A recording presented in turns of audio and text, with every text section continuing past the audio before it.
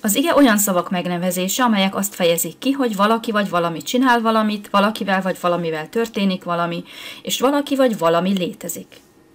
A kérdőszavak, amivel az igére lehet kérdezni: mit csinál?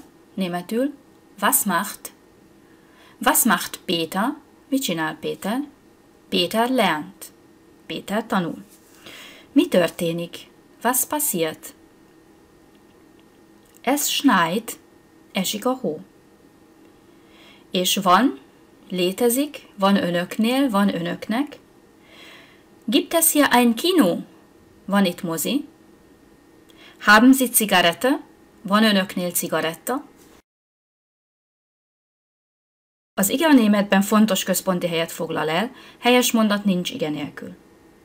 Az alakja, végződése mindig változik annak megfelelően, hogy ki vagy mi az, akivel történik valami, vagy aki létezik. Minden német ige végződése a szótárban i, n vagy n.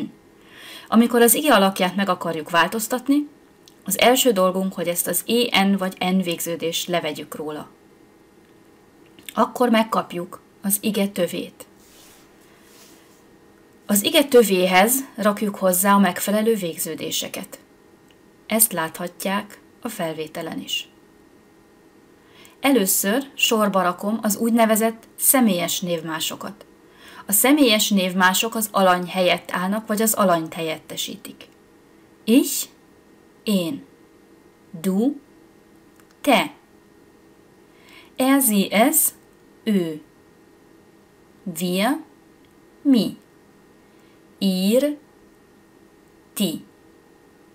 Sie und sie, ők és ön. Ezután hozzárendeljük a személyes névmáshoz a megfelelő ige alakokat. A felvételen először az ige töveket tettem oda a megfelelő személyes névmáshoz, mert ez mindig így működik, bármelyik igénél végig tudják ezt csinálni, és az ige tövek után hozzáfűztem a megfelelő végződést. A végződés is mindig ugyanaz, tehát hogyha levágják az en végződést az ige szótári alakjáról, akkor utána mindig probléma nélkül tudják képezni a megfelelő ige alakot.